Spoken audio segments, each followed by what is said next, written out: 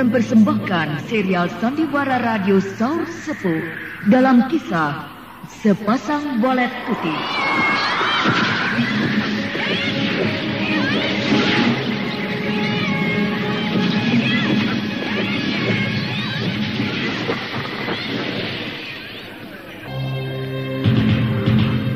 Saur Sepuh dalam kisah Sepasang Bolet Putih.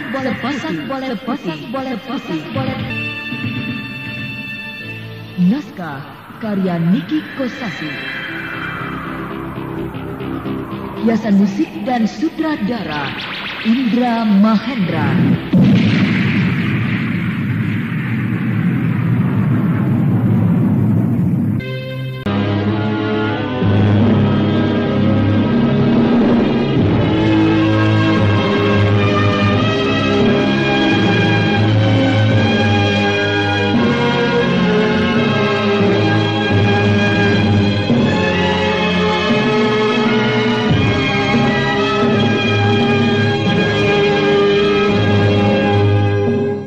Daulat Baginda Prabu, Raja Benawa. Temenggung Sutara, kemarilah. Daulat Baginda Prabu. Nampaknya ada sesuatu yang penting. Ada tamu, tuanku. Tamu? Siapa dan dari mana? Ulu Balang Talika, Kepala Regu Pasukan Pengawal Keraton, melaporkan kepada hamba bahwa Adipati Singlar dari Kadipaten Pulungan telah datang. Adipati Singlar? Iya. Dari Kadipaten Pulungan? Iya, Baginda. Rasanya aku tidak kenal dengan dia. Dia orang Madangkara. Orang Madangkara? Iya. Sebab Kadipaten Pulungan bawahan Madangkara, Baginda. Ada apa dia datang ke sini? Bukankah kita sudah mengirim utusan ke Madangkara? Dan Madangkara sudah pula mengirim jawaban yang isinya memberi pengampunan kepada kita. Lalu Adipati Pulungan itu datang. Untuk apa lagi? Iya. Persoalan kita dengan kerajaan Madangkara mengenai kerajaan Selimbar sudah selesai. Lalu mengutus Adipati Pulungan. Untuk apa lagi? Oh, jangan-jangan ada yang tidak beres. Lebih baik diterima saja, tuanku. Mengenai ada apa-apanya, terserah nanti. Baiklah. Aku terima. Daulat, tuanku. Salam sejahtera. Silahkan. Terima kasih. Perkenalkan saya, Adipati Pulungan. Selamat datang di Benawa. Bukan hanya kabar burung, akan tetapi memang suatu kenyataan. Kerajaan Benawa ini adalah kerajaan yang besar, megah, dan mentereng. Keraton ini alangkah indahnya. Terima kasih atas pujiannya, Adipati Pulungan. Iya. Adakah titah penting dari Raja Madangkara? Raja Madangkara? Ya, seorang utusan tentunya. Selalu membawa titah, bukan? Utusan? Bukankah Tuan Adipati utusan dari Madangkara? Bukan. Memang saya orang Madangkara, akan tetapi bukan utusan. Oh ya? Saya datang ke sini atas kemauan saya sendiri. Selain untuk melancong melihat-lihat kebesaran kerajaan Benawa, juga ada tujuan lain. Syukurlah. Syukur? Ya, terus terang, saya sedang berdebar-debar. Hati saya menjadi tegang ketika mendengar ada tamu dari Madangkara. Saya kira ada sesuatu yang tidak beres, yang tersisa dari peristiwa perang dengan Selimbar. Tapi ternyata bukan. Dan kini saya sudah bisa bernafas. Ya, bernafas kembali dengan lega. Nampak jelas Baginda Prabu sangat ngeri terhadap Madangkara. Oh, bagaimana tidak? Untuk melawan Madangkara, saya harus berpikir 2 kali. Madangkara terlalu kuat. Belum lagi dibantu oleh para sekutunya. 6 kerajaan sekutu. Kalau Madangkara dapat bersekutu, kenapa kita tidak? Maksud Adipati? Kita bisa bergabung melawan Madangkara.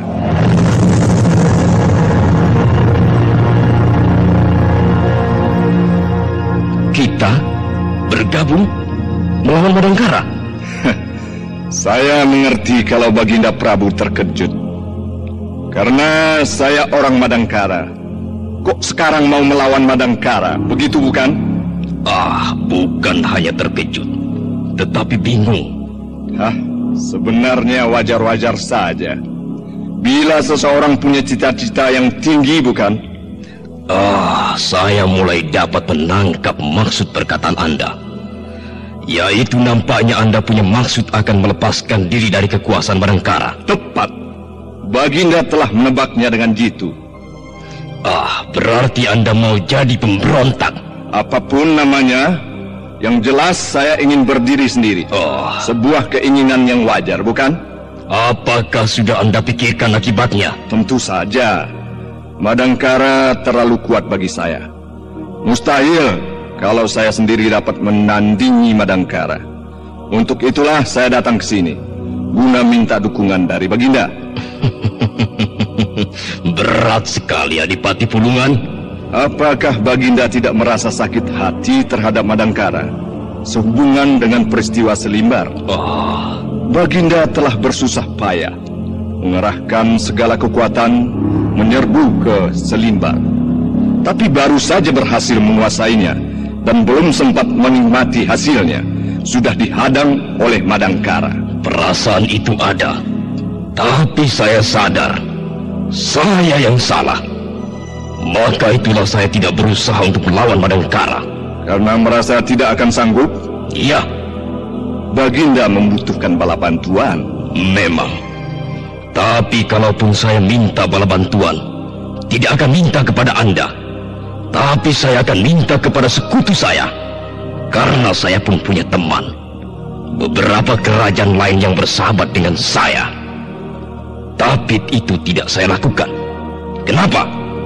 Karena seperti yang saya katakan tadi, bahwa saya yang salah.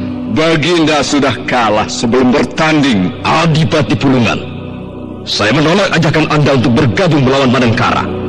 Sebab baru saja saya dan Madangkara telah mengadakan persepakatan.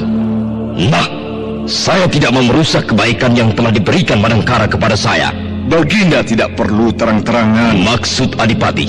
Baginda hanya mengirimkan pasukan perang tanpa memakai pakaian seragam.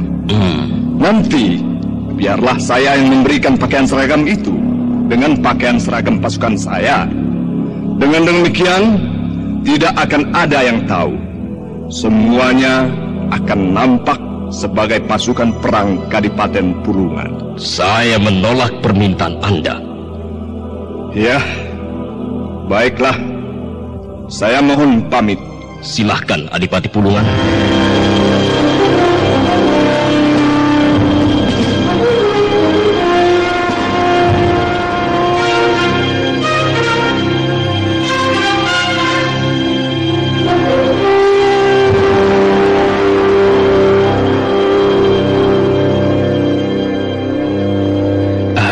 Bagaimana, Kanjeng Adipati? Berhasil? Ternyata Raja Benawa seorang penakut. Penakut? Dia tidak berani diajak bersama-sama melawan Madangkara. Tidak sesuai dengan namanya yang besar. Ternyata penakut. Tapi biarlah, sebab masih banyak yang mau mendukung kita. Betul, Kanjeng. Utusan-utusan yang kita kirim ke beberapa negeri sahabat berhasil dengan baik. Oh ya? Betul, Kanjeng. Tidak kurang dari 3 kadipaten, 4 kademangan, dan 2 kerajaan yang mau membantu kita. Bagus, bagus, bagus. Aku yakin dengan bantuan mereka, aku akan mampu menandingi pasukan perang Madangkara. Betul, Kanjeng Adipati. Paragata. Daulat, Kanjeng Adipati. 10 tahun aku menggodok pasukan perang, dan kini telah tumbuh menjadi pasukan perang yang tangguh. Nah, sekarang tiba saatnya bangkit. Daulat, Kanjeng Adipati. Kita gempur Madangkara. Jangan. Jangan kita yang duluan membuat. Lebih baik menunggu sampai mereka bertindak. Daulat, Kanjeng Adipati. Akan tetapi pasukan Madangkara tidak akan bertindak apa-apa kalau tidak ada tindakan apa-apa dari kita. Caranya gampang. Bagaimana caranya, Kanjeng Adipati? Hentikan pengiriman upeti. Betul, Kanjeng. Saya setuju. Mulai sekarang kita tidak usah mengirim upeti ke Madangkara. Pasti mereka marah. Lalu mengirimkan pasukan ke sini dan kita lawan. Iya. Tapi terlebih dulu akan kita lihat apa yang akan diperbuat oleh Madangkara. Daulat, Kanjeng Adipati. Permadi. Sakila? Nanti malam ada pesta. Aku sudah tahu. Oh ya? Barusan aku baru pulang dari keraton menemui Garnis. Pantas, 1 harian kau tidak ada. Rupanya pergi ke keraton menemui Garnis. Garnis juga mengharapkan aku hadir pada pesta itu. Kau akan datang? Ya, tentu saja, Sakila. Asik. Aku akan memakai pakaian yang paling bagus. Berdandan sehebat-hebatnya, biar Dewi Rara Amiyati bengong. Dewi Rara Amiyati? Iya, aku cemburu sama dia. Soalnya dia seneng banget sama Bentar. Kamu tahu kalau Dewi Rara Amiyati senang sama Bentar? Semua orang mengatakan begitu. Dan aku lihat Bentar sendiri pun senang sama Dewi Rara Amiyati. Wah, kalau begitu kau dapat saingan berat, Sakila. Aku ingin tahu cantiknya seperti apa sih dia. Aku sudah melihatnya. Hah? Sudah? Iya. Waktu tadi aku pulang dari keraton, lewat di depan taman keraton. Ada Dewi Amiyati sedang bercengkrama dengan dayang-dayang. Kau dapat melihat wajahnya dengan jelas? Oh, bisa. Sebab aku menyempatkan diri mendekati taman dan mencuri pandang kepadanya. Cantik? Ya, memang harus aku akui. Gelar yang diberikan kepadanya sebagai kembang keraton tidak meleset. Karena dia benar-benar sangat cantik. Wah, cantik mana dengan aku? Ya, terus terang ya, kau kalah. Aku kalah? Kau cantik, tapi Dewi Rara Amiyati lebih cantik maksudku. Pantas Raden Bentar suka kepadanya. Tapi kau jangan kecil hati. Sebab gadis yang akan bisa meluluhkan hati Raden Bentar bukan kecantikan, tapi harus memiliki sesuatu yang lain. Iya, benar. Sebab kalau memang Raden Bentar memilih Dewi Rara Amiyati sebagai istrinya, tentulah sudah lama dilamarnya. Tapi kenyataannya sampai sekarang tidak. Itulah. Artinya Raden Bentar tidak melihat cantik atau tidaknya seorang gadis, melainkan ada satu hal yang menjadi penilaiannya. Apa ya yang dinilai oleh Raden Bentar itu? Gadis yang bagaimana? Ya, aku sendiri tidak tahu. Sebab hal itu merupakan rahasia pribadi Raden Bentar. Tapi mudah-mudahan aku bisa memikatnya. Sebab aku lihat dia semakin suka kepadaku. Ya, semoga saja gadis yang diidam-idamkan oleh Raden Bentar ialah gadis yang sama kegemarannya, yaitu sastra. Nah, kalau memang benar begitu, berarti jalan yang tempuh sudah benar. Karena kau berlaku sebagai seorang gadis yang gila sastra. Iya ya. Dan bagaimana dengan kau sendiri? Mengenai itu, Garnis? Kalau aku tidak ada masalah. Garnis benar-benar telah bertekuk lutut kepadaku. Dengan mantap, dia memutuskan tali pertunangannya dengan Widura. Kalau begitu nunggu apa lagi? Langsung saja dilamar dan kawin, maka semuanya akan beres. Jangan dulu, jangan tergesa-gesa. Biarkan dulu keadaan berjalan dengan lancar. Ya, karena untuk itu kita harus menemui Anjani terlebih dulu. Menemui Anjani? Ya, karena setelah sekian lama kita berada di ibu kota Madangkara ini, kita sekalipun belum memberitahukannya kepada Anjani. Iya benar ya. Tentunya dia menunggu-nunggu berita dari kita. Yang aku takutkan, dia tidak sabar.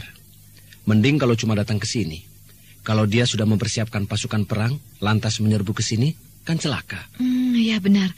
Secepatnya kita harus menemui Anjani di Keraton Taman Indraloka. Besok saja, sebab nanti malam kita harus menghadiri acara hiburan di keraton. Ya. Susah banget. Kalau sudah capek, ya berhenti. Dari pagi sampai siang begini, kau menulis terus. Menulis terus-menerus, tapi satu pun tidak ada yang jadi. Buat karya sastra, memang tidak selalu harus jadi. Ya, kadang-kadang harus menulisnya berulang-ulang sebelum menemukan yang seret. Mungkin saya tidak berbakat jadi sastrawan. Coba saja lihat, sudah habis berapa lembar daun lontar. Ruangan baca ini sampai penuh oleh sampah daun lontar, berserakan di lantai, di meja. Tidak apa. Pohon lontar masih banyak. Meskipun kau menghabiskan 1 peti daun lontar 1 hari untuk menulis karya sastra, tidak akan habis. Apakah Raden juga kalau sedang membuat karya sastra banyak menghabiskan daun lontar? Iya, sama saja. Sebab jarang ada yang sekali jadi.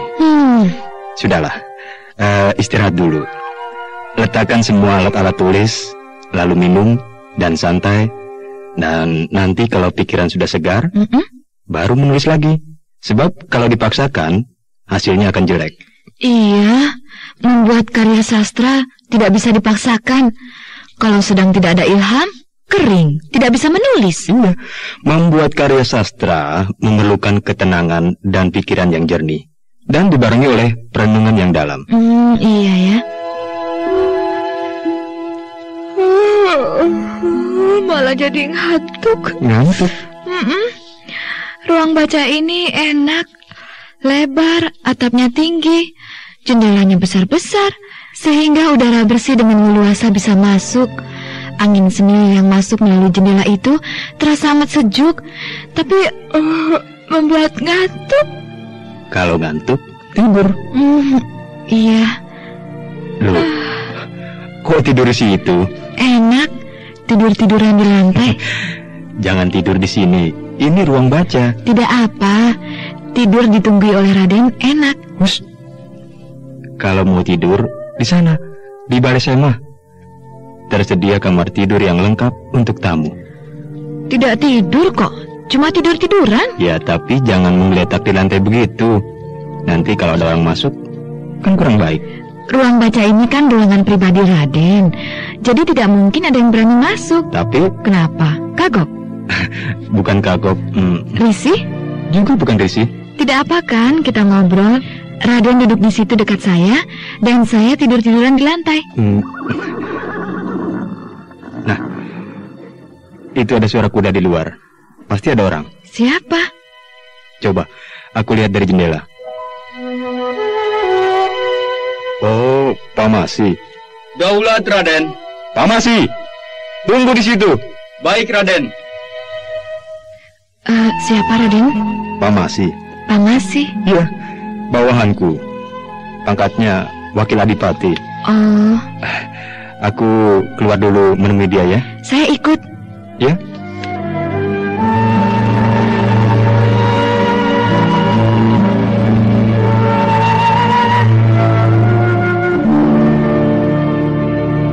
Selamat siang, Raden. Ya. Selamat siang, Neng Sakila. Selamat siang, Tuan Wakil Adipati. Bagaimana, Pak Masi? Beres, Raden. Acara hiburan akan diselenggarakan di Pendopo Mawar. Ya, bagus. Pendopo Mawar tempatnya luas. Bisa menampung orang banyak. Ya, saya sudah menghubungi perkumpulan tari Ibu Lambi. Dan dia bersedia bermain pada malam acara itu. Bagus. Pokoknya acara hiburan itu dibuat meriah. Jangan terlalu mewah, tapi cukup memuaskan. Daulat, Raden. Kamu sudah memberi laporan kepada Tumenggung Wisangka, ketua acara hiburan? Sudah, Raden. Ya. Ada satu hal yang ingin saya sampaikan, Raden. Apa itu? Kadipaten Pulungan tidak mengirim upeti. Oh ya? Betul, Raden. Sampai siang ini, baik Adipati Pulungan maupun utusannya tidak datang. Kalau sampai tidak datang, berarti sudah 2 kali ini dia tidak mengirim upeti, Raden. Ya, sudah 2 tahun dia tidak mengirim upeti. Iya, saya khawatir ada apa-apa dengan dia. Biarlah, hal itu aku yang mengatasinya. Lebih baik kau pulang dan istirahat. Sebab nanti malam kita semua harus hadir pada acara hiburan itu. Daulat, Raden. Setiap tahun, para utusan dari Kadipaten Bawahan datang ke sini membawa upeti. Nah, sebagai perwujudan rasa gembira kami, maka kami dari pihak Madangkara selalu mengadakan acara hiburan untuk menjamu mereka. Wah, asik sekali. Iya, acara hiburan yang sederhana. Yang penting kami gembira, di mana dengan acara tersebut akan terjalin hubungan yang lebih erat antara kami yang berada di ibu kota kerajaan dengan para bawahan di daerah-daerah. Yang datang para adipati? Tidak tentu, Sakila. Sebab mungkin karena kesibukan, adipatinya tidak bisa datang, lalu mengirim utusannya. Ya, misalnya wakil adipati. Tapi lebih sering adipatinya yang datang. Sebab mereka juga butuh hiburan, melancong setahun sekali ke ibu kota Madangkara. Saya boleh ikut hadir di dalam acara hiburan itu? Boleh. Sebab siapa saja boleh hadir, karena sifatnya terbuka. Wah, saya akan mengatakannya kepada Kakang Permadi. Tentu dia juga akan datang. Ya.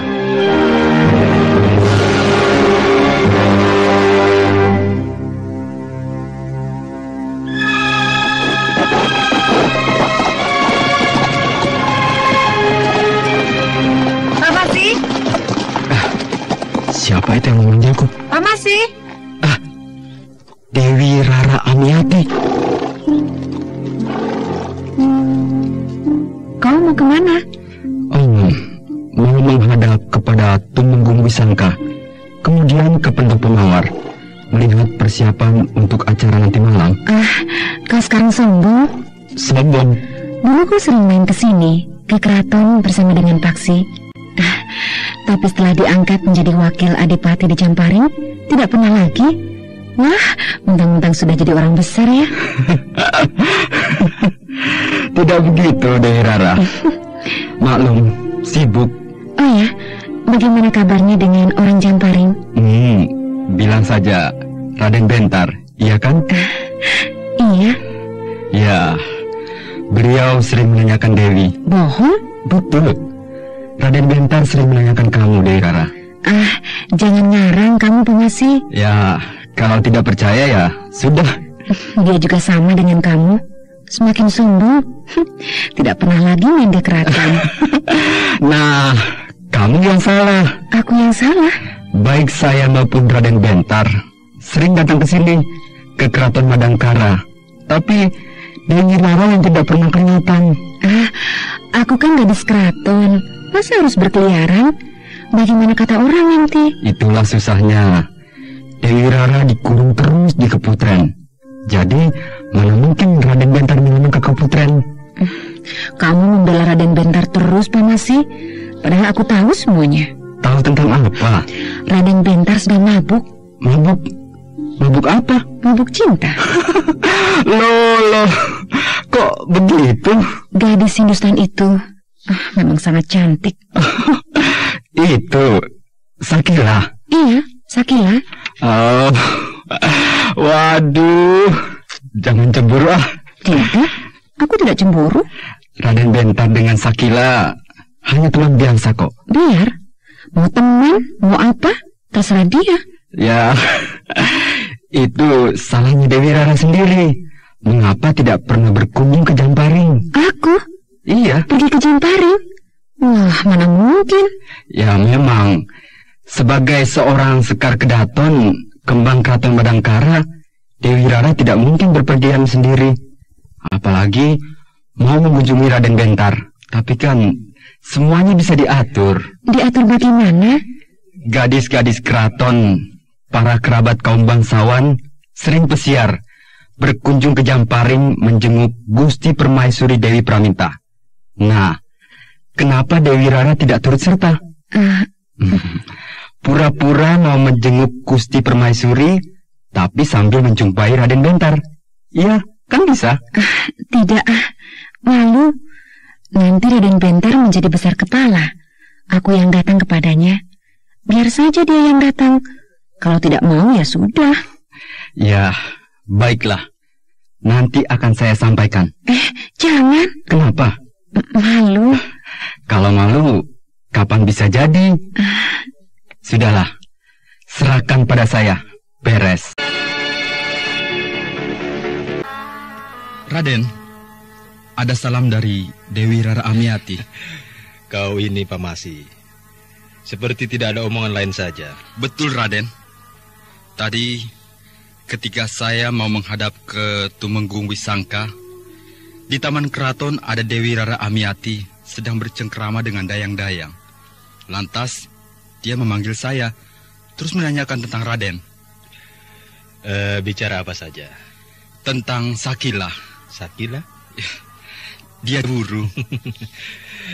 Saya katakan kepadanya bahwa Raden dengan Sakila hanya sekedar teman. Tapi dia tidak percaya, Raden. Ya, dasar perempuan, cemburunya besar. Kasihan, Raden. Lebih baik langsung saja dilamar. Belum waktunya, Pamasi. Raden menunggu Den Ayu Garnis? Bukan hanya Kak Garnis, tapi juga Rai Mas Prabu Wanapati. Kalau mereka sudah menikah, barulah aku akan menikah. Dengan Dewi Rara Amiati? Kau mendesak aku, Pamasi?